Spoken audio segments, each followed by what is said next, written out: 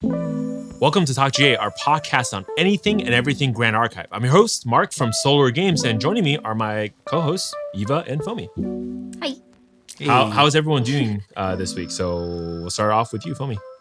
Doing all right. Playing some locals, having a good time, running Fogxander as usual. Also, Fogxander. touching some grass, Nice. hitting the gym. Okay. Yeah. What's your goal weight? The gains. My goal weight? I'm actually trying to recomp, so is to try to build muscle while losing fat. Nice. But yeah, it's been Bulking fun. up.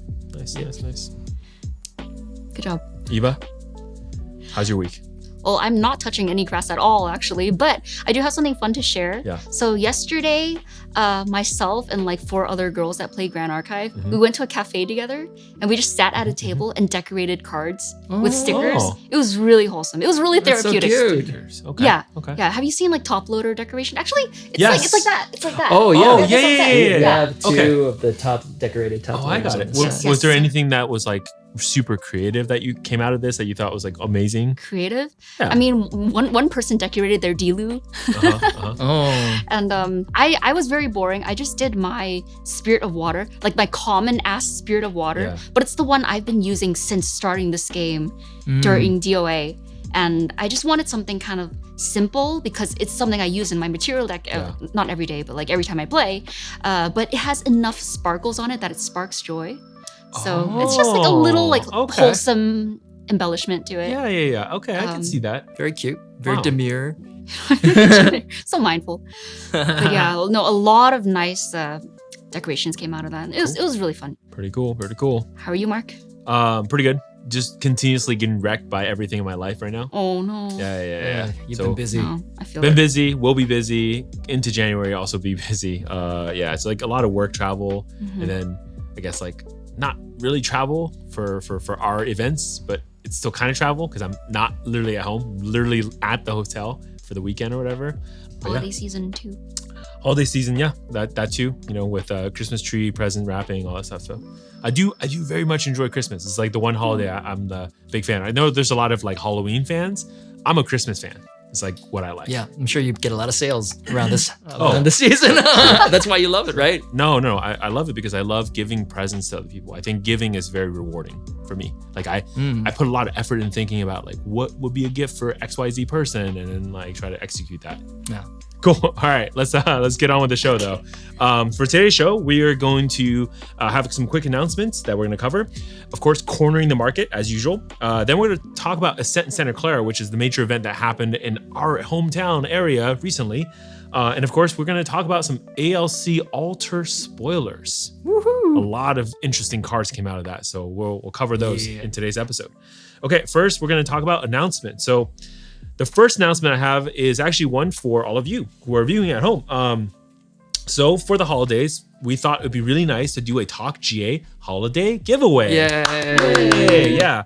So the prize is a sealed box of Mortal Ambition. Actually, it's that box right there.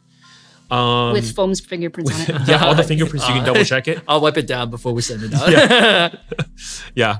All you have to do enter for this is to like this video, subscribe to our channel, and then give us a comment on this video. So right in this comment section down below, say something, anything. It doesn't really matter.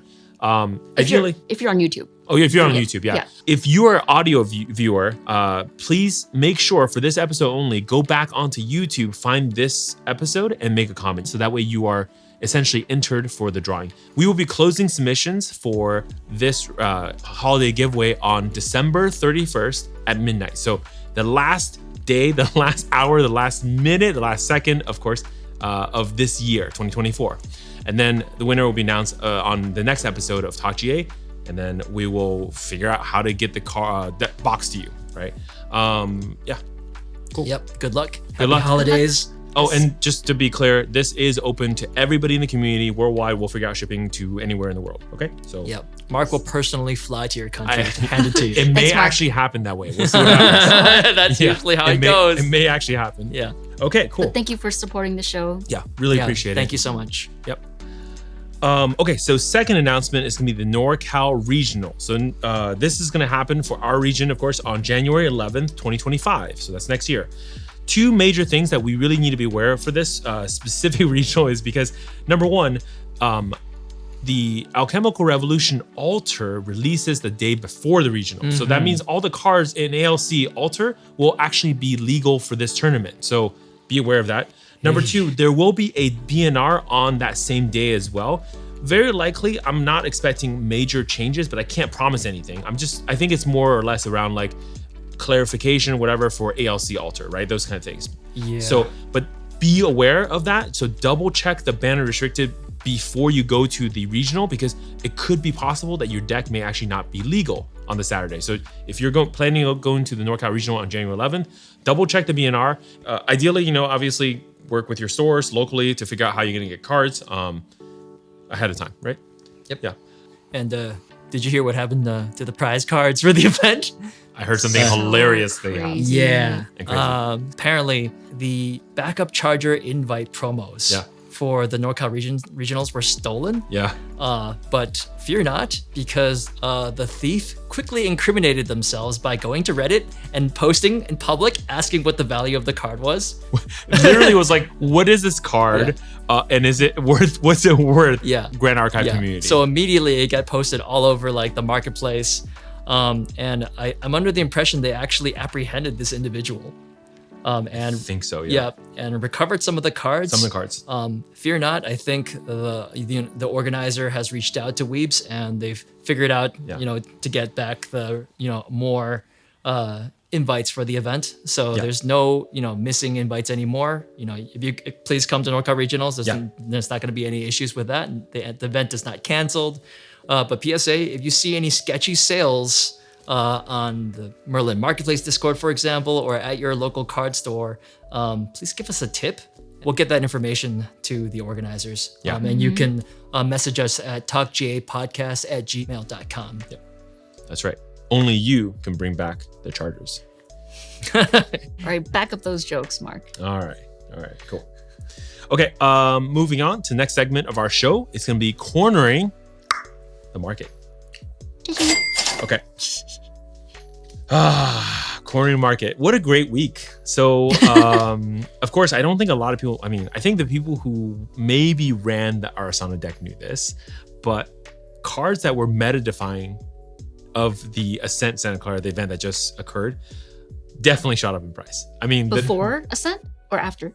They were being bought before Ascent. Oh. So the people who know, hey, if you know, you know. It is what it is, right? Yep. Of course. But yeah, like afterwards, it was insane. Like, of course, the thing that always happens at every major Ascent, by the way, I've noticed this, is a lot of vendors like myself, sometimes we just take our inventory offline because we can't reasonably ship within the amount of like time. So that does account for some of the price spiking, by the way, just so that you know. But I noticed at the event, the Fractal of Polar Depth, as an example, went up as high as $40 a card. Now, wow, that's crazy. I want to be clear. Before? How about 5? Huh? Yeah. To be clear, it's not 40 anymore because again, this is what I'm saying about like the amount of vendors who are not able to kind of like put up more inventory or even just not around because they're at the event. A lot of them are, there. But anyways, Fractal Polar Depth is one of the meta-defining cards of the Water Arisanna deck. This card went from $5 to about $18 is where it's stabilized right now, which I think a meta like SR, that's about right. If you think of Pendragons, right? It's like, this is, or like a good card comparison here would be Lightweaver Assault.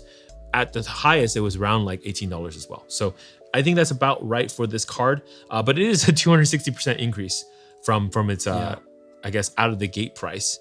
Yeah, Water Arisanna deck is very fun to play. A lot of people like it.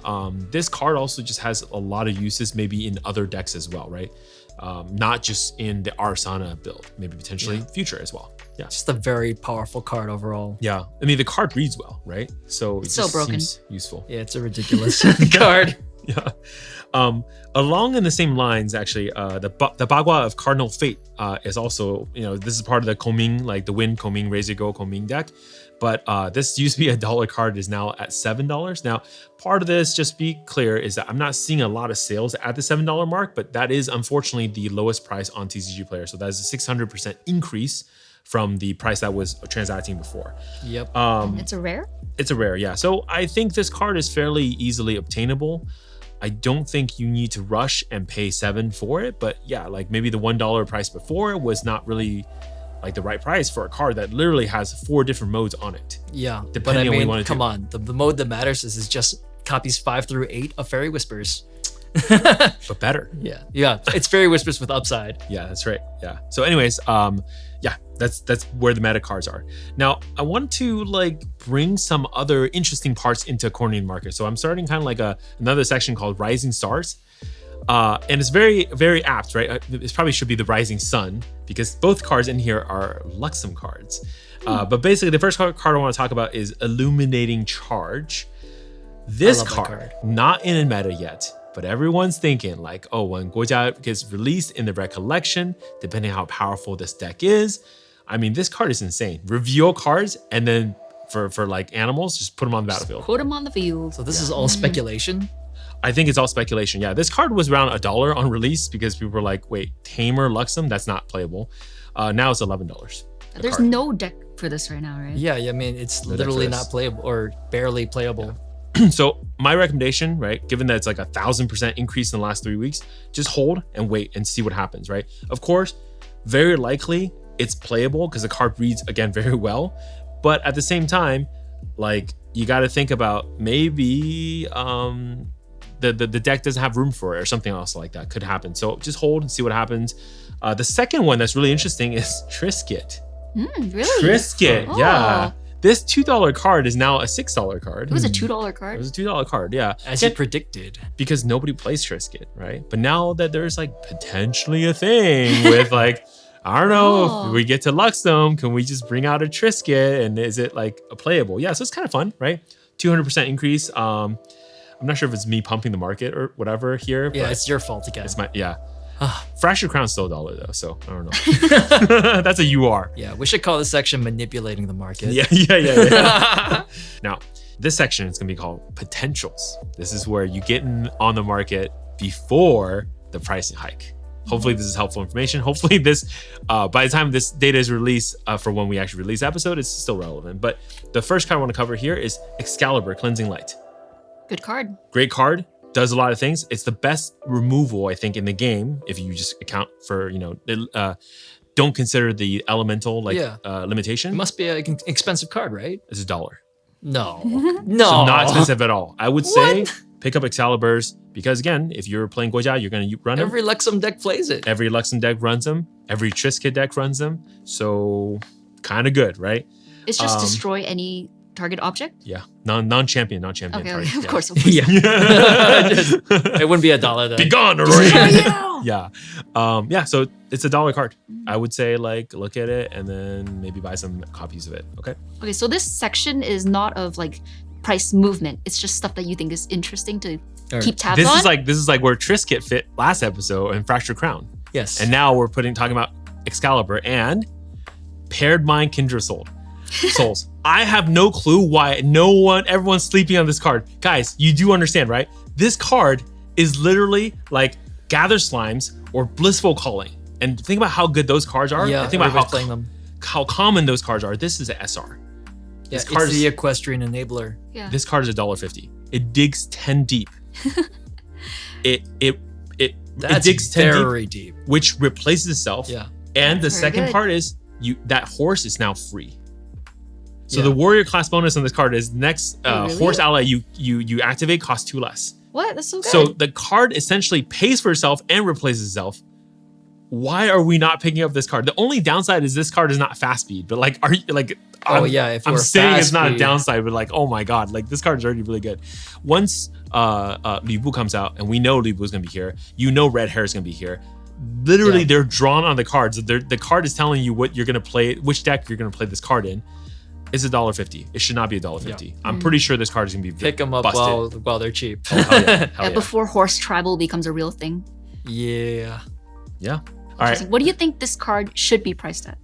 Oh my gosh. Or what do you predict it will be priced at? Given that it's a SR, given that it could be a 4 of in a deck because it's a very good dig card. Good cycle. Yeah, like the way I kind of see this card is this is as good as drawing the red hair.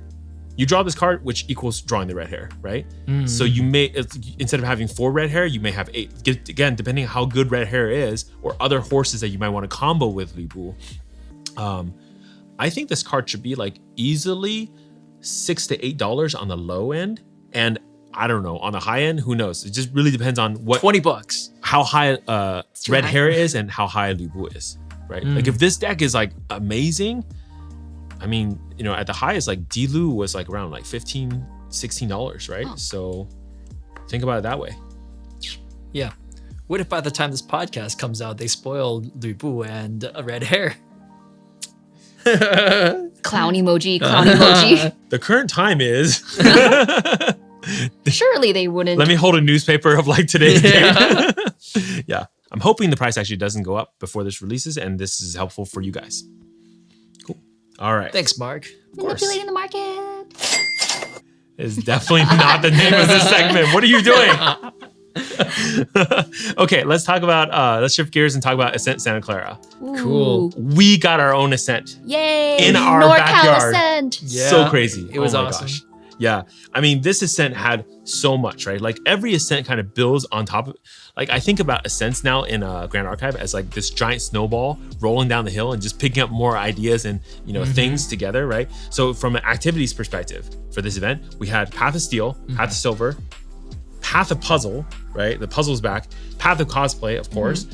We had a draft world premiere. So everyone got to try draft, like, and the amount of smiles I saw with draft, I've never seen with any other format in this game so far.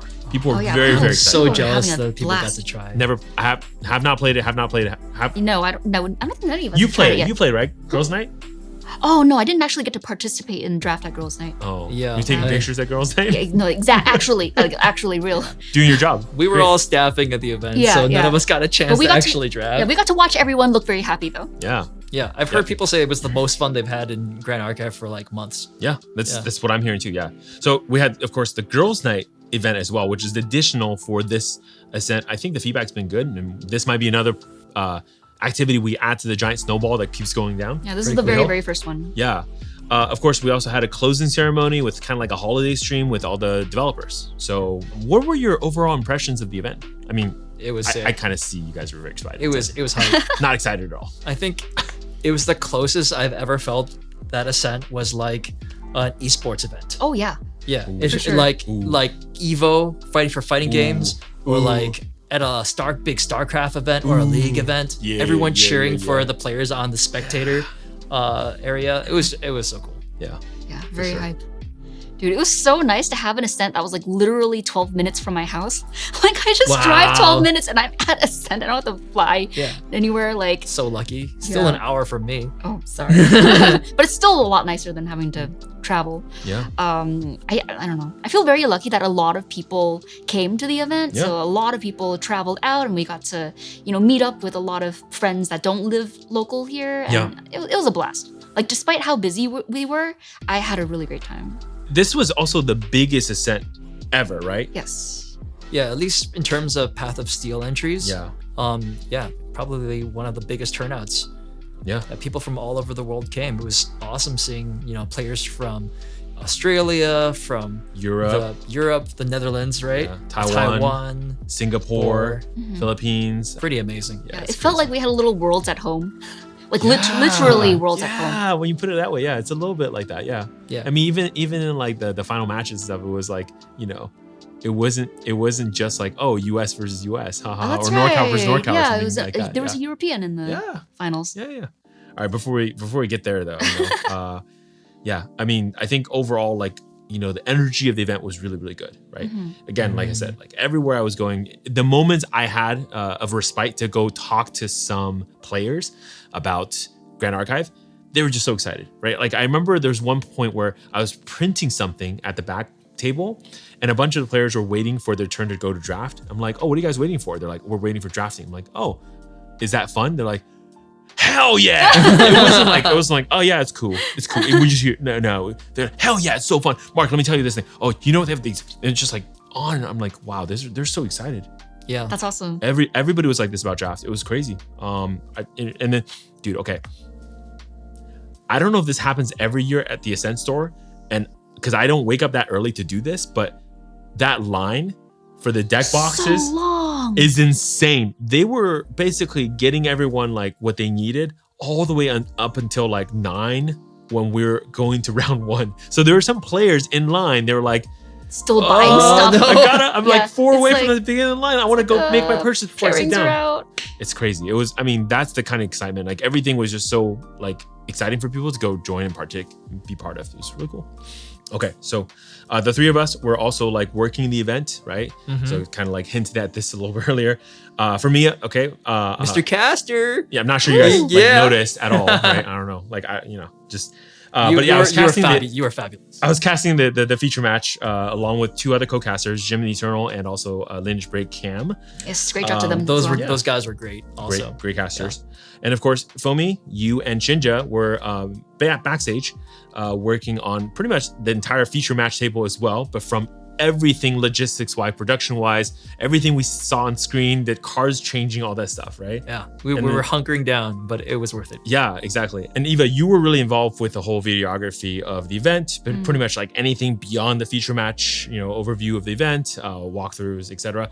And then of course, one, I think, addition that we've made into a mainstay at the event now is player interviews, which is honestly one of my favorite additions to Ascent. Yeah, it was so cool. Yeah. I really enjoyed filming the player interviews. I think they've been done before. Like, of course, this is an idea that Shinja's had for a while, but never before for an Ascent have we had an interview after every single match. Yeah. So after every match, we would take the winner of that match and then ask them like, oh, how was the game and why did you choose to play this deck? And I just thought it was really cool to like let everyone get to know the players a little bit more on a personal level. See their like personality. And just like what they're thinking in these super intense moments. It's really interesting. The inside scoop, right? Like getting their perspective on that match, things that we would never ever get post a game, right? It's really educational for the players as well. Like, what should I think about if I were approaching this matchup? And then learning a little bit more about those players too, because I think we all have some new heroes from the event now. But you were amazing on casting. You were on point. Trying to keep the energy high, it's kind of interesting, right? Like I think we talked about this a little bit, but casting for me has always been one of those things where I just feel like there's a lot of things to concentrate and focus on. I think a long time ago we were talking about how casting for me is almost like playing both sides of the game at the same time. Considering what both players would do in the situation, what their decks, what their responses are. But nowadays I'm more also focused on like energy level, which is really interesting, right? So a little behind the scenes for me is like some of the things that you guys see me like, exclamations and like knocking the storm slime at the end over, those are I love that. Deliberate, because I'm trying to like excite you guys too, right? Keep you guys as part of the group. Sometimes I address chat directly. Sometimes I address the audience directly, try to get people hyped up. I think it's really interesting. Like it's deliberately trying to keep the flow, keep the energy going, because I feel like the energy in the room was so good that I want to make sure that people on stream also felt the same way, right? Some really cool innovations for casting this time around that I thought were really cool was like the overlay was insanely cool, right? Oh yeah, Siladar designed the overlay. It was amazing. With the life counters, the like FGC style fighting game championship style life bars that like so cool. Literally like you're playing Tekken. That's pretty neat. I love that it turns red when you take damage, so it's just like you feel but I mean, look, none of this would be possible without what you guys were doing in the back end, right? So supporting the whole feature match, again, I tell people all the time, I just show up and start talking, but there's so much that happens that makes it so that we can cohesively make a good show for you guys. So I mean, you're being a little too modest, because I think you were really on point the whole time. Yeah, you killed it, dude. But I mean, Shinja was the mastermind behind this production. Yes. He was so ambitious and came up with wanting to add all these things that would make it so exciting. Like for the first time at an Ascent, we had a spectator area where like your casting was being broadcast to a live audience on site in real time as the players were on the stage playing. Amazing. So it's like you could be there in person and cheer for the players there. But of course, with that new feature comes some challenges. For example, what if the players can hear what your guys are saying? And then that would obviously, ruin the game. It's like, oh, he has the frostbite in the hand. And so, so Shinja, came prepared. I think he had been studying how people do this quite a bit. The solutions are either you put them in a sound isolating box or you give them sound isolating headphones. Yep. So that's what we had to do. Yeah. And on top of that, they fed a little bit of white noise through the headphones. So the headphones would block out most of the sound, and then the white noise would drown out any of remaining sound that would leak through. Yeah. And I think there was a learning curve to this, and it's a work in progress. Maybe day one, the balance wasn't quite perfect. Yeah. Like honed in yet. Yeah. But by day two, I think the levels were pretty good, and most players, it just became part of the background. I heard some people say at day two, like they didn't even notice. Oh, that's good. The white noise. Was it like just like uncomfortable for the players to have to wear a headset that maybe were? Yeah, and we gotta really thank the players for being cooperative with this event. I know that this is a new thing that a lot of them are not used to. Yeah. That you have to put this headphones on. Maybe it's a little bit distracting. Yeah. But I just want to be so appreciative of the players for going along with this because it really elevated the production for the spectators. Yeah. It turned out so cool. Yeah. I just want to say, I was so worried about the noise isolation at one point because you were freaking loud. Was I loud? Yeah. You project. Yeah, and it's good. It's good. It's usually good. Is this a surprise to anyone? I don't actually know this. Yeah. So Big Mouth Mark is being really loud. I'm talking against the wall. Job is literally his job to talk. And one of the players had Diablerie in their hand. Yeah. And you're like, he's got Diablerie. What if the opponent plays right into it? And I'm just sitting there like, oh no. He just told the opponent he has Diablerie. Yeah. And the opponent immediately plays into it. Yeah. And so I was like so relieved. I'm just like, okay, he didn't know that his opponent had Diablerie. So that proved to me that the system was working. Cool. The headphones were working. They were effective. Nice. And of course, the other really cool innovation from the stream was the new overlay that, as I mentioned, was developed by Silidar. Yeah. So good. Yeah, this guy is so multi-talented. He's like a card game developer, but also like a programmer, application developer. This is the lead game designer for Grand Archive, by the way, for people who don't know Silidar. And it works so well. Like, I guess one of the things that I was working on was inputting the card images in the card lookup, basically showing the players the last played card. Yeah. And not only could you put the card there, you could put a stack of cards. Yeah. And then show how they resolved, which was quite a lot of fun to actually do. That's cool. Basically, like I was controlling the station that captured the feature match. Yeah. And then Shinja, who is, basically the producer director of this whole thing, he was on a separate computer station, switching all the scenes and coordinating with the casters and the videographer to get the various different content on. Yeah. And that was pretty cool because you were running around grabbing a lot of awesome footage the whole time. Yeah. Yeah, I think this production was really ambitious, like for better or for worse. Like there were a lot of great innovations and improvements to the experience. I think there's like a lot to be excited about. But then also you have to say like there were some setbacks because it was such a huge undertaking. So I do have some things I'm regretful about, but I am proud of what we did do. Yeah, you're awesome. Thanks. We're great, and we can always be better. Yeah. Like, it was pretty cool that we got to add some like pre-recorded and edited segments. Like for example, on day 2, we showed a recap video of day 1. Like, oh, these are all the things that happened day 1. And then like you stayed up all night working on that. It was like 4 a.m., but it's fine. And then like Mark, you and I filmed a video talking about Path of Silver, which I thought was really great because usually we don't get to show off Path of Silver on the live stream. Like usually there's like nothing about it basically. Nobody ever sees it. Nobody ever sees what that looks like. And honestly, the collection's very impressive, right? Like, and almost everybody who's not live at the event, even people who had live at the event, they just, because it's a very quick thing, it's done. Yeah, or the people who are there just to participate in Path of Steel. Yeah. Like a lot of people don't understand what Path of Silver was. So it was great that we got to actually like interview you about it and then like show off your collection, show off what it looks like when they're checking your collection, and then what the tiebreakers look like when you're like fighting over who has the most CURs to rack up the most points. Yep. But of course, Path of Steel was just as hype as ever. Oh yeah, for sure. Amazing decks, amazing, like general like field, right? Yeah. It was like such a actually quite diverse range of decks. going into Path of Steel, huh? I was a little bit surprised by the diversity in the meta. Did you guys feel the same way, or were you like expecting it? Yeah, I mean, there were definitely some surprise decks, right? In Path of Steel. I think if you asked anybody on Friday, if you asked majority of the people on Friday before the event, like, what would you expect?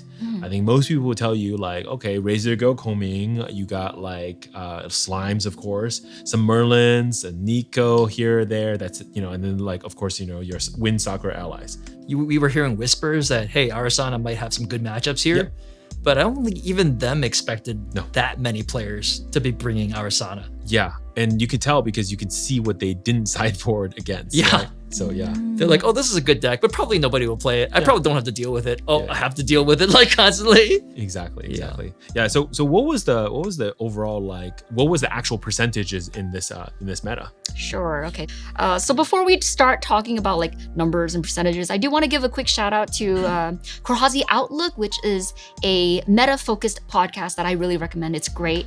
It's hosted by Chromatic and Jim the Eternal. And I know like previous episodes, we kind of didn't go too deep into the meta for certain ascents, but they go really deep breaking down these ascents. And I always learn a lot listening to this podcast. So if there's anything that we don't talk about related to the meta, I would super recommend checking out their podcast. It's called The Corhazi Outlook. And then also I want to give a shout out to Fractal Insight, which is a website that we use all the time. It's got so many good statistical goodies and like little details, and just like you learn so much exploring that website. That's where we get a lot of our information from. Yep. Developed by Rome, MDuo13. Amazing website. Can I take a real quick tangent on Fractal Insights? Sure. So something you guys might not know is that at the casting booth, I was utilizing Fractal Insights to look up grudge matches. Oh, so like who their rivals were? Yeah, if you guys caught this, the part about like Liftersil's game, I noted like how many times Liftersil played against this player and how many times did he lose against him in the past, and this is a grudge match. Can he take it back or something? And all that data, by the way, because no way that we can pull this data that fast. But with Fractal Insights, we have that data. We have like their arch nemesis, number of percentage lost wins. I can check major events that they were, going into, what matches they had. It's really fast. So, highly recommend. Tangent, a little bit behind the scenes stuff. Yeah, cool. Okay, back to you, Eva, on the numbers. No, that's super cool that you were using it like on site during the stream. So this, as we mentioned, was the largest ascent to date with 313 players registered for Path of Steel. So the most represented archetype was actually Slime Sylvie, which we're not super surprised by at this point. 23% of the room was playing Slime Sylvie. But I also do want to say that like, despite Slime Sylvie being the most represented archetype, I think it converted to the top 32 a little bit lower than expected we were to previous events. Yeah, like for this event, 11% converted to the top 32. Oof. Compared to Ascent Christchurch, which was the last large event, which had a 32.5 conversion rate to top 32. So that's like a huge So people drop. came prepared to beat slime, sounds like. I think people are learning how to disassemble slimes as well. Yeah, for sure. And then second is actually, depending on how you define the champions, could either be one of two champions, Kongming or Arisanna. So Kongming was actually slightly inflated because people are playing Kongming level 1 going into Merlin level 2. It's a fake ass Kongming right it's now. Not a real Kongming deck. That's a Merlin Kongming. Yeah, it's actually a Merlin deck. The shapeshifter Merlin. Yeah. Now shapeshifting into Kongming. I guess Merlins have all pivoted to the Kongming build. But if you're just looking at like the final form of the lineage, then Arisanna was the second most played by 15% of the players in the room. Tons of Arisanna. Yeah, so many Arisannas. I think even the Arisannas were surprised about the other Arisannas who were there. Yeah, they're like, wait, what? You guys brought Arisanna too? You too? It was like the Spider-Man meme, basically. Yeah. But I was really surprised by the diversity of the room and just like then the top 32. Did you know the top 32 had 15 different decks? Wow. It's pretty good. Very impressive. Pretty good. Very good, So were we all wrong about Baby Gray Slime being ban-worthy? That is a question. That is a question. Yeah. I don't know. What do you think? Do you have an opinion? after this event, now they're never gonna ban Baby Gray Slime. I don't know. I still think it's maybe a problematic card, and that the meta has developed in a way to kind of invalidate Yeah. parts of what makes Baby Gray Slime good. Yeah. I still think maybe there's a lot more room for diversity without Baby Gray Slime, but I think we just gotta see because the meta just keeps changing. So speaking of Baby Gray Slime, the second most represented deck in the top 32 was, of course, Norm Sylvie Slime Sovereign. Yeah. 7 players were playing this deck. Well, only second most represented. What's first? Yeah, I mean, usually it's like the first. It's usually like the most prevalent deck, right? Of course, it's like not irrelevant because it's still 7 players were playing it in the top 32. But yeah, the most represented deck this time was Water Arisanna playing Mill. So this is the deck that like puts Mill being when you put cards from your deck into the graveyard. Yeah. So currently some of the key cards for this deck are like Fractal of Polar Depths, Stratagem of Myriad Ice, Icebound Slam. Cornering the market. So yeah, 8 people were playing this deck in the top 32. And actually, Arisanna had a really high conversion rate into the top 32, 22% conversion rate, compared to Sylvie, which had or Slime Sylvie, which had a 11% conversion rate. So Arisanna did really well at this event. Double the conversion rate of slimes. Yeah. You know my favorite card in that deck is? What? It's not the ones you said so far. Oh, what is it? Awakened Deacon. Dude, I can't. No, I was gonna mention that too. So- I cannot believe Awakened Deacon is meta. It's crazy. Yeah. What the? It was like a joke card for a while. I know, Cherry, you made it. Yeah. For like 20 seconds on stream, I was like, you can't. What do you mean you can't block with? Oh, it has intercept because the shard is the spirit. The fragment. The fragment is a Fantasia. Oh my god. So the moment you lay down a second Fantasia like a Fractal Rain, Yeah. Deacon's online. Holy. Yeah. Yeah. It's pretty darn That's good. good. Yeah. That's so funny. I love it. I love this innovation. It's so good. Oh my god. I mean, like, so kind of still along those lines. Yeah. Third most represented in the top 32 was the Water Sylvie going into Nico, which also had a mill package, but this one runs the turtles, like the Rippleback Terrapin, and also Ravishing Finale when you're Nico. The cow, the bovine.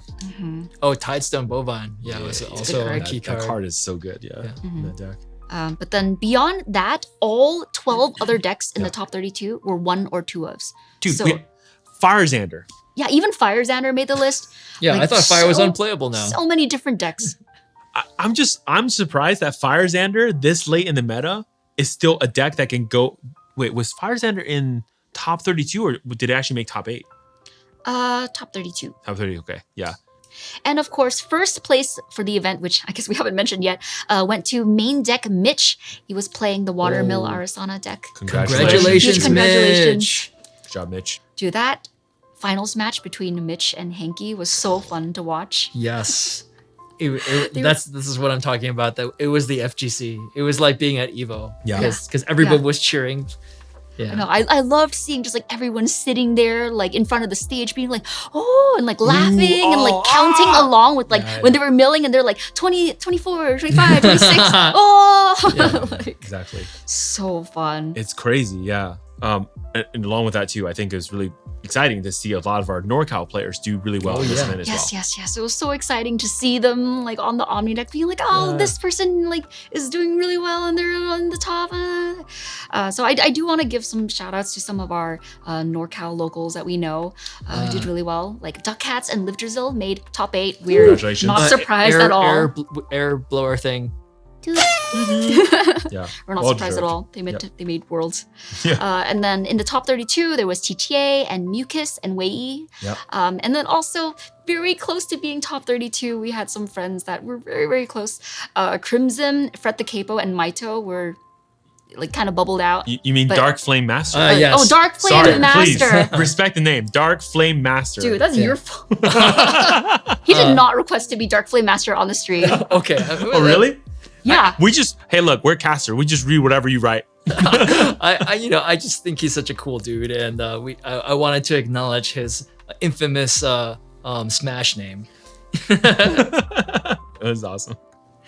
Dude, I really want to just go through the stream and make a compilation of every time the caster said Dark Flame Master. We have to work through so it. We have to work funny. through it. It's like, so oh, funny. Dark Flame Master's got this in his hand. What's he gonna He do? drew the Dark Flame Master.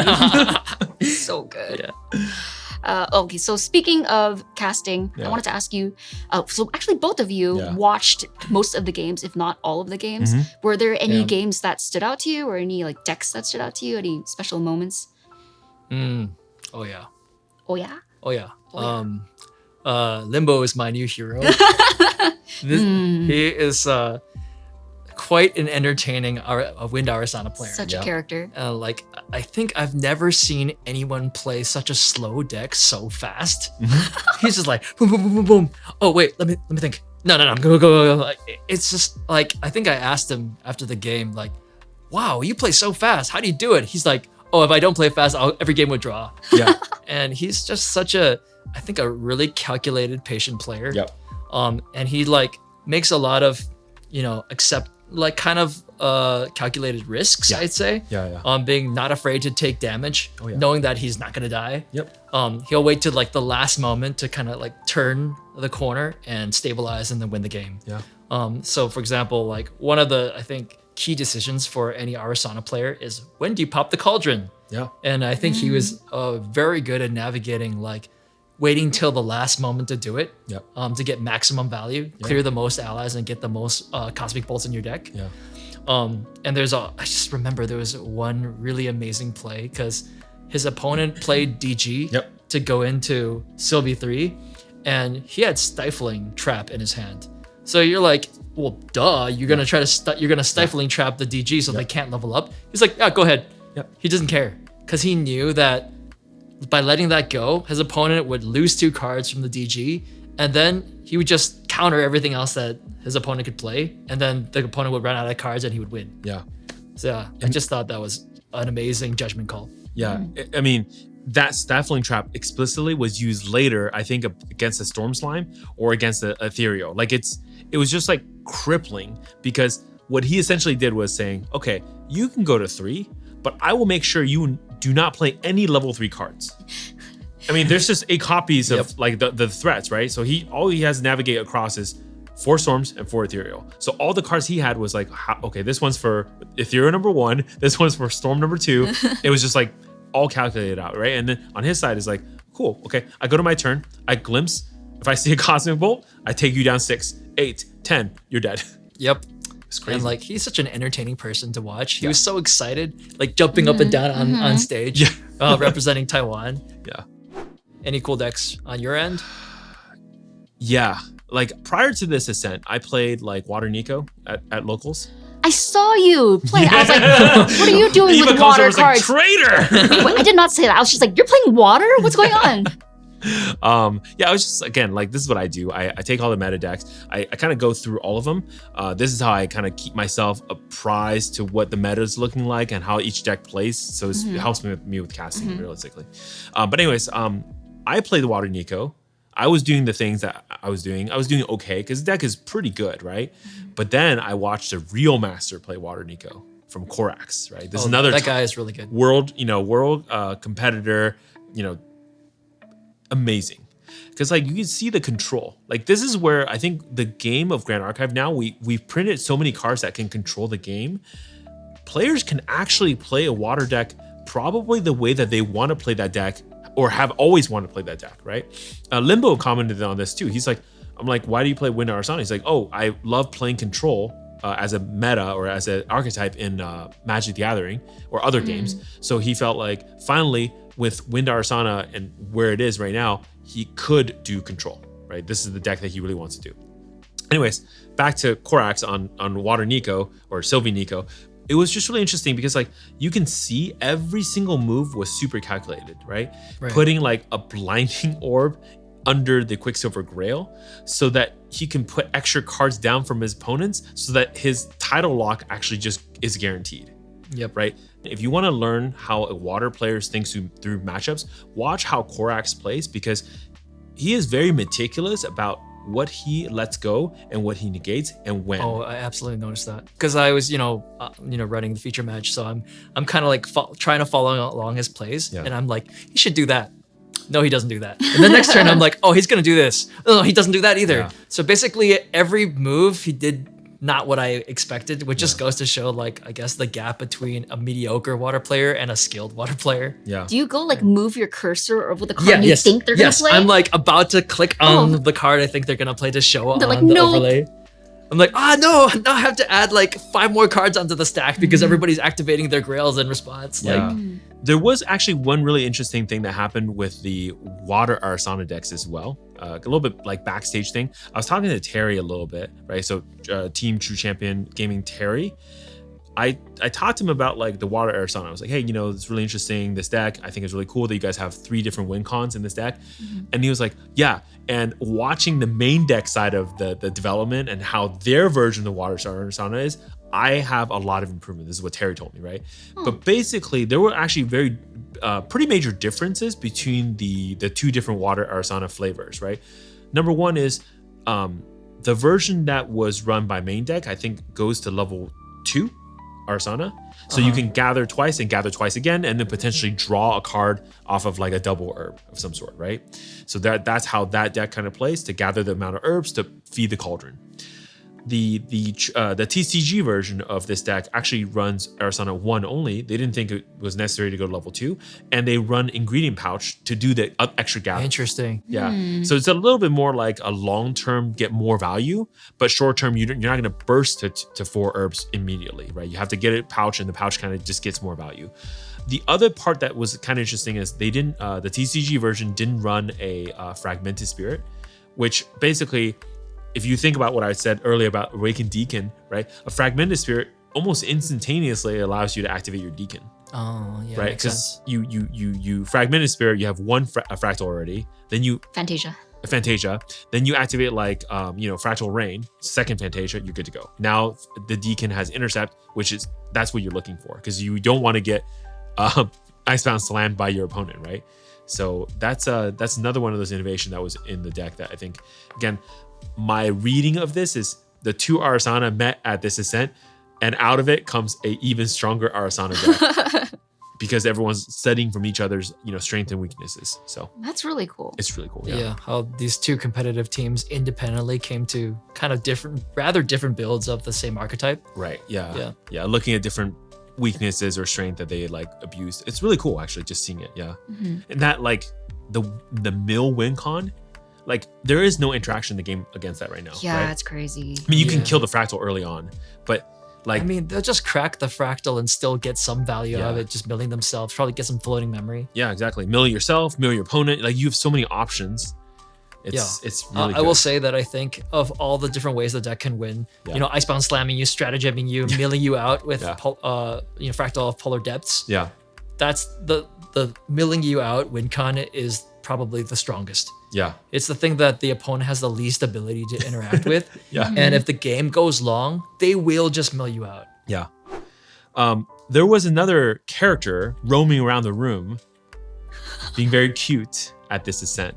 Oh, who was that? Who was that, Mark? I heard it's a Lorraine of a chibi format. No, you're supposed to say, it was me, Mark from Solar Games. It was me, Mark from Solar Games. Mark was very cute. Roaming around. Yes, you were very cute. I did, yeah. Yeah. Wait, so you were actually Chibi Lorraine? You were Chibi Lorraine? I'm pretty sure there was a scene where Chibi Lorraine was trying to scare me while I was casting. It's Oh, not possible. You have an alibi. Did you know that was going to happen? Did Shinda warn you? So, the funny thing about this is nobody warned me, Okay. right? And I'm sitting here like I see Chibi Lorraine behind me because I see it on the monitor. Oh. And I'm like, okay, be professional. Just Be professional. pretend nothing's happening. Like the Chibi Lorraine's like trying to get on the stage. I'm like glaring into It's like hella photobombing you. Fuck off of the stage. No, I was like, it was kind of funny. Dude, props to the person who was in the Chibi Lorraine mascot costume, because they were so fun. Yeah, you were in character the whole time. Yes, I love that costume. I think it's the perfect balance of like cute, but a little menacing. Like something just feels like slightly off about it. I don't know. I love it. I love it so devious much. in a weird way. Yeah, for sure. And I'm so happy they were able to get this costume, I think, repaired. I think there were some issues with it, which is why they had never, I believe they had never used this costume at at any Ascent so far. No, not Ascent for So, sure. Yeah. So this was the first time we got one at an Ascent. It was so much fun. It like everyone was like, "It feels like we're at Grand Archive Disneyland." Like it adds so much to the atmosphere. I feel like everyone just had such a great time with it. Agreed. Cool. Fome, I think we had a lot of announcements towards the end of the event. Oh my God. Do you have all the announcements There's for us? endless barrage of announcements. So much news. At the developer panel at the end. I mean, it was very exciting. Yep. And I think you were hosting this too, but yeah, they announced so many things. I'm just going to list off a bunch of the upcoming Ascents. Yep. Okay, rapid fire style, Rapid okay? fire, yeah. Go. So coming up is Utrecht, January 25th. Okay. Followed by Melbourne, March 1st, which is where the HVN World Premiere is going to happen. So fast. After that, Seattle, March 15th. This is where you're going to be able to win a Kaze Spirit of Wind, the first male spirit promo. Kaze, like wind in Japanese. Yeah. Okay. But why is Alright. it Sangwo? Because why is it not the Chinese word for wind? Feng. What's the Chinese? Feng. Yeah. Oh. Cultural appropriation. Anyway, Okay. So then we have Kuala Lumpur in Yeah. April 26th. And then we have the Nationals season, which is like April and May in 4 different regions. Yeah. And all of that will be feeding into Ascent Worlds in Anaheim, Yep. June 28th. Disneyland. Yep. And so, the World Championship will be happening there with everybody who qualified duking it out. And also there will be a Ascent event happening alongside with that, which is going to be Team Standard. 3v3. 3v3 Team Standard, which is just like they had in the last Ascent Worlds. Yeah. World's number 2. Yep. And then after that, we have Ascent Taipei in September 2025. And then they announced something that I think everybody was really hype about, which is Ascent Akihabara, Tokyo, November 2025. We're all See going y'all to there. Japan now. See y'all there. We all see you weebs guys now. there. I love it. Yeah. I want to go back. Yeah. So 2025 is shaping up like a very packed year for Grand Archive. The news doesn't stop. Yep. They announced MRC Alter. Yes. Oh gosh. Finally. Yeah, we need Guys, this. it's here. It's here. Yep. Icebound Slam to $10. Let's Yeah. go. Oh, backup chargers. And Backup chargers. backup chargers. Yeah, and that's coming out May 2025. Yeah. Cool. And speaking of resupplying the market, they also are kind of re-releasing the Recollection decks, but in a new form. So these are called the Recollection Light decks. The recollection deck. Recollection. Yes, Recollection deck. That's right. And these are basically like the original Recollection decks, but they only contain the cards. Yeah. They don't contain all the extra goodies like the sleeves or the life counters. But Booster packs. or the booster I think packs. that's the major thing here. Yeah, but it's still a really great product for people trying to get into the game. So Yeah, I mean, like all the stifling traps, incapacitates, right? All the different slimes in the slime deck. Yeah, for sure. yeah, a lot of key playables are in those decks, and it's great that they're reprinting it. Yeah. I want to get back to the nationals that were mentioned in the schedule a little bit. So there's going to be 4 nationals. Yeah. All right. So for the EU national, it's going to happen in Dusseldorf, and that's in April 2025. Yeah. For Southeast Asia, it's Taipei, also happening in April. Yeah. Oceania is going to happen in Auckland, May 2025, and North America is going to happen in St. Louis, May 2025. I think last year they didn't have any nationals in Europe, right? They just added. I think this is brand new. Yeah. Yeah. Because last year no European players made it to Worlds, so I assume that means no nationals were in Europe. Yeah, it was, I think, we did 8 players from US, 4 from Australia, or 4 from Oceania, and then 4 from Southeast Asia. So that's how we did the 16 last time. Yep. Yeah, but this time they're really changing the way that players get to qualify for Worlds, right? Oh yeah. I mean, they're really increasing the scope of Worlds. So this time it's going to be 32 players invited instead of 16. So in addition to the 16 players that qualified directly through the nationals, there's an additional 16 that's going to qualify through the gauntlet. The gauntlet. Dun, dun, dun, dun, dun, dun, dun. The gauntlet. Yeah. The gauntlet, or maybe as I like to call it, I scrubbed out of nationals. I swear. Actually. Bring your jumbo card and a national invite. Yeah. But I think it is a great, like, cool. essentially a second chance for really people that did well at the nationals but didn't quite get to the very top to get a second chance to get into the Worlds. Yeah. I think it's good. It's giving players a second chance.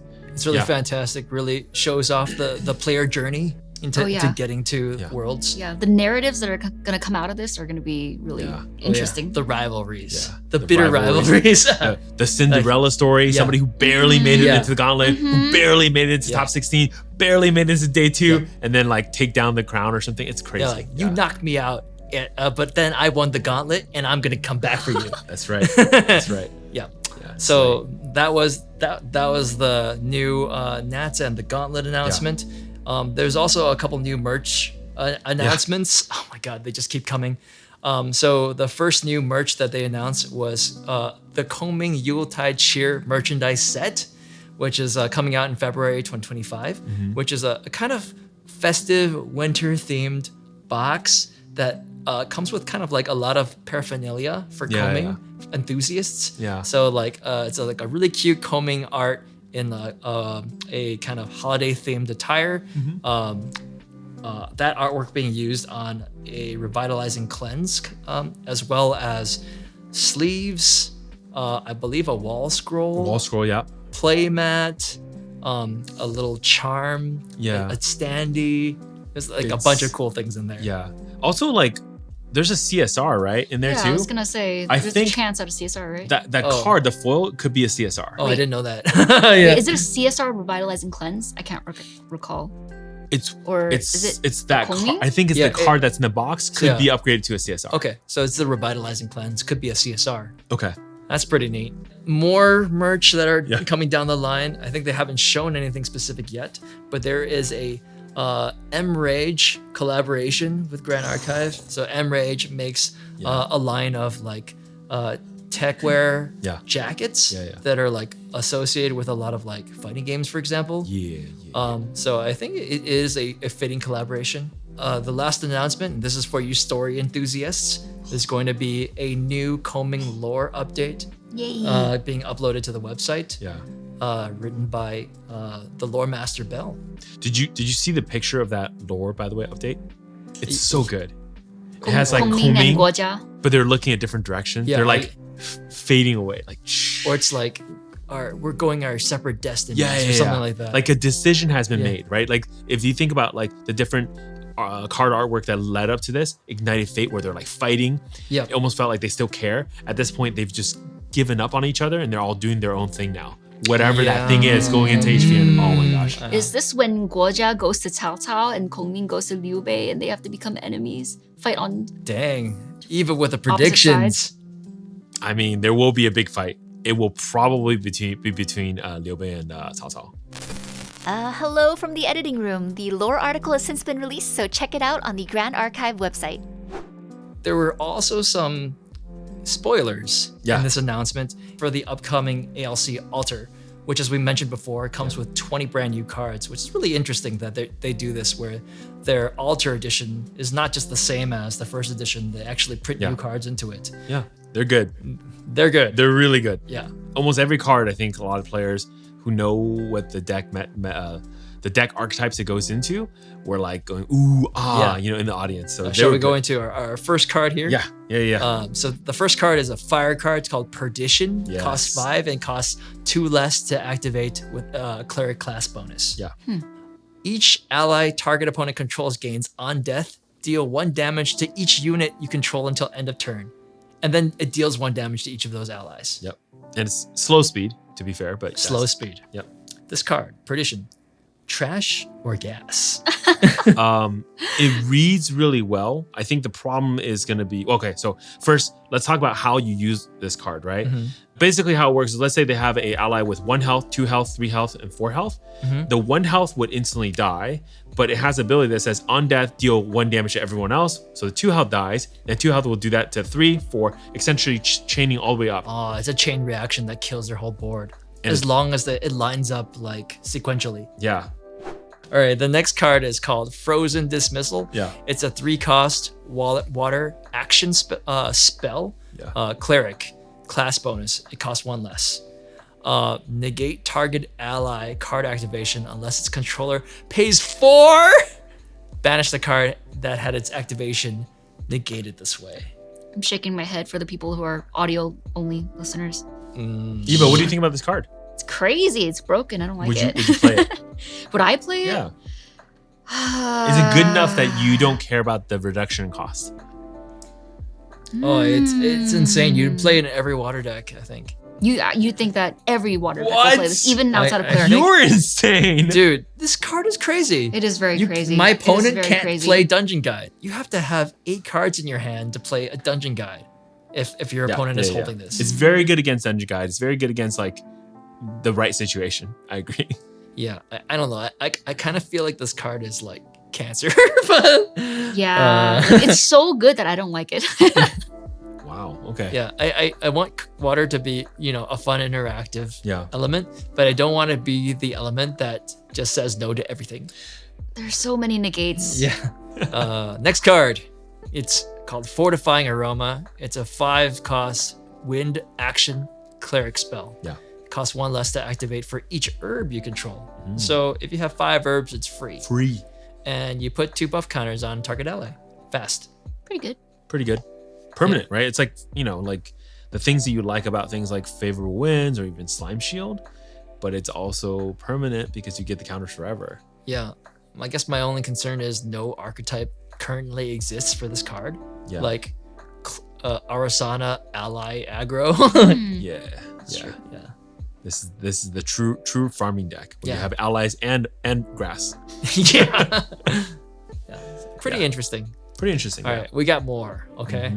I think this next round is Where the pretty- real fire is really sweet. Yeah. Yeah. So this one's called Focusing Round. It's Yeah. a 3-cost norm element, Ranger Bullet, and it has on enter draw a card. Yep. So good. That's the best. It's crazy. Yeah. So now Diana gets her own Forest Cake and Baby Gray Slime, or Windmill Charm. Engineer, Mnemonic Charm. Yes, all of those things. Yeah.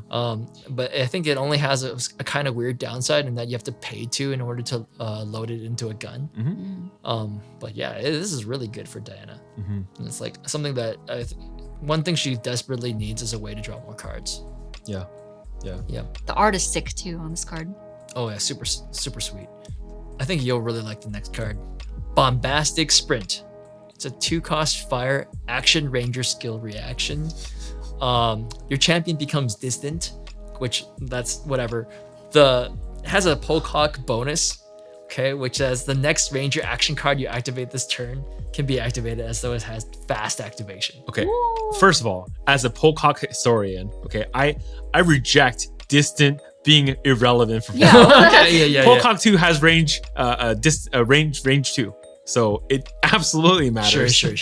But I mean, all eyes are on this Polkhawk class bonus ability.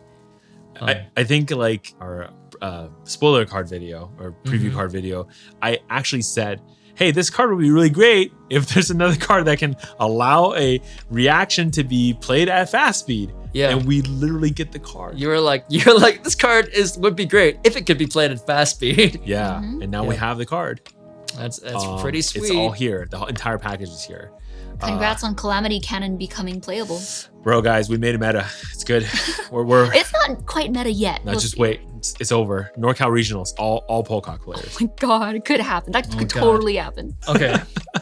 We got more. Wait, We have. Hold on, before you move on, have you guys seen the flavor text on Bombastic Sprint? Wait, no, read It it. says, "You can't outmatch or outgun the hawk." He is the hawk. Polkhawk is so lovable as a character. So We need a lovable, chibi Polkhawk So now. endearing. Polkhawk chibi Oh my mascot God. costume. That would be amazing. So good. Make it happen, weebs. Yeah. And I mean, the artwork is also pretty funny. I don't know if this is intentional, but it almost looks like he's using the cannon to boost himself forward. Oh, it does kind of look like that. Yeah. Anyways, He's sweet. yeah, it's pretty good. All right. So this next one, I think this is maybe one of the best ones that they So spoiled. good. So good. It's called Temptation's I Facade. haven't seen this one yet. Yeah. So it's a 1 memory cost, Water Regalia, Guardian Accessory, unenter draw card. It has Nico bonus. You rest this, change the target of an activation that targets another non-champion object you control to Temptation's Facade. Yeah. Oh man. So it's like you try to Hello? you try to kill my weapon. Nope, it targets this instead. Yep. Hey, you want to Zephyr my Frostborn Paladin? No, you're gonna Zephyr this instead. It's gonna come back in and I draw another card. Yep. Wait. Holy. Yep. Nico. Oh my god. By the way- Dude, What? I really thought you were about to do the Nico. Do you know what that is? No. Oh my Nico. God. Oh no! Oh my god, I know Mark. everything. Oh my god, Mark. Okay, wait. Have All you right. heard of Love Live? I'm just kidding. Chat, nobody tell Mark what Nico No is one from. explained Love Live to Mark. Okay. For this week, we do actually have a viewer question as well. But before I get to that, I want to tell everyone how do you submit a question for TalkGA. You can, of course, tweet at us on Twitter at TalkGA_podcast. You can, of course, comment directly on this YouTube video. So right here in the comment section, just make sure you do hashtag TalkGA so we know it's a question. And then lastly, you can, of course, email us as well, talkgapodcast@gmail.com with your question, and we'll answer it live on air. Question this week from a viewer is from Keith. The question is, what basic elements do you predict the new Guojia and Diaochan recollections will have? And do you have any ideas for new masteries? Thank you, Keith, for the question. He was also too lazy to actually go through the official channels. So he just asked me this at Locals and was like, can you answer this on the podcast? I was like, sure. Thanks, Keith. Thanks, Keith. Anybody have any ideas about the basic elements of the 2 new recollection decks? Yes. So We know the advancement elements, right? Those are confirmed? Yes. Okay, So cool. Guojia is going to be Tamer Luxem, and then Jiao is going to be Cleric Terra.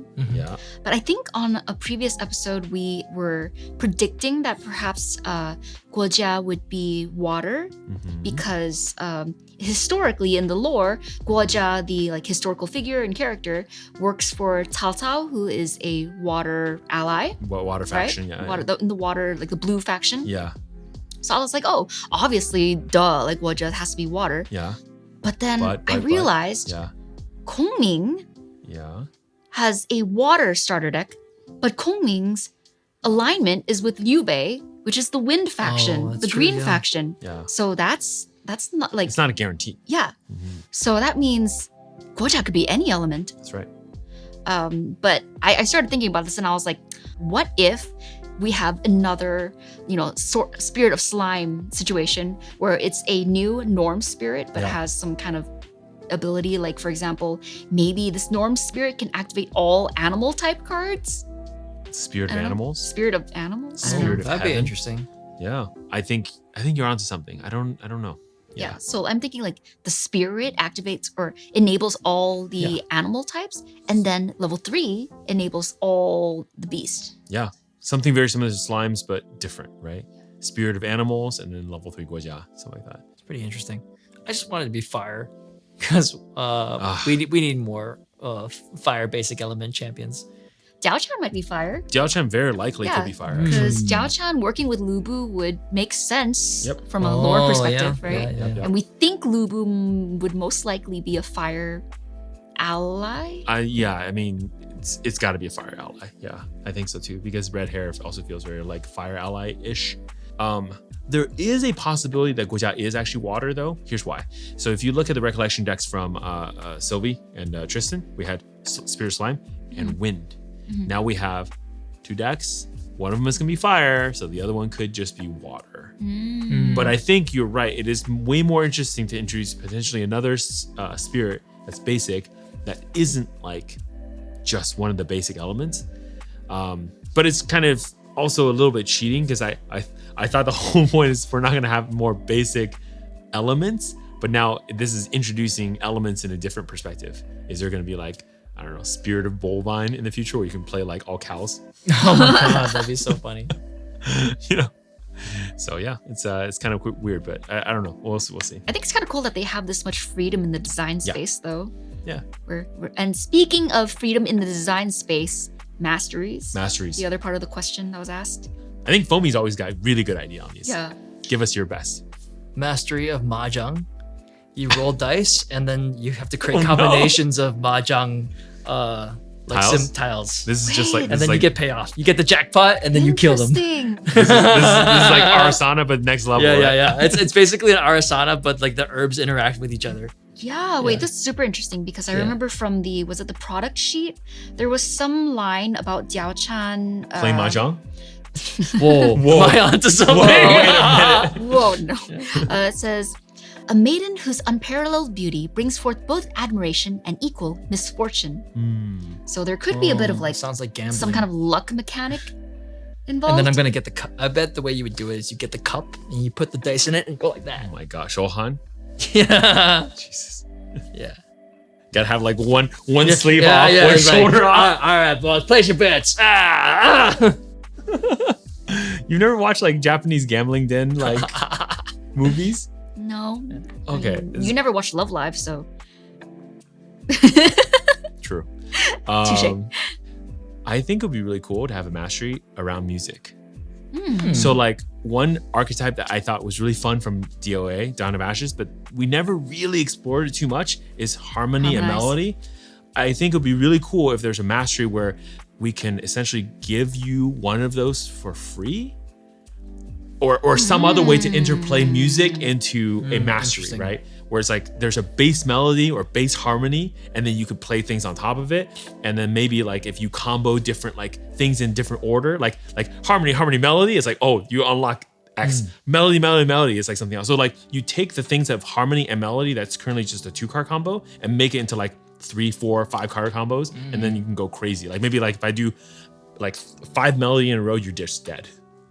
You're like your eardrums burst, you're gone, or some weird things like that. Yeah.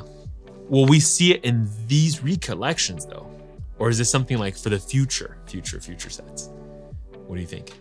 Will we see a second mastery, like literally in March?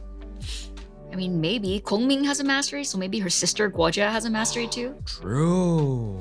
Yeah. One idea I thought for Guojia was maybe like you could rest the mastery and get like a discount on activating beasts or something. Just like, because I don't know. Yeah, it could be quite synergistic. We'll find out. Yeah. Okay. Well, that's the end of our episode. So, I want to thank you guys all for watching this episode. Make sure to comment, like, and subscribe so you can be part of the giveaway for the holiday. But otherwise, we hope you enjoy this episode as much as we enjoyed making this for you. But otherwise, yeah, this is the TalkGA crew signing out. Happy holidays. Happy holidays. Happy holidays. Stay classy.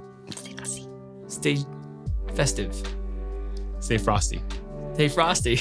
Oh yeah. Oh my god, we Wait, brought it back. I forgot we did say that last year, didn't Stay we? frosty. Stay frosty.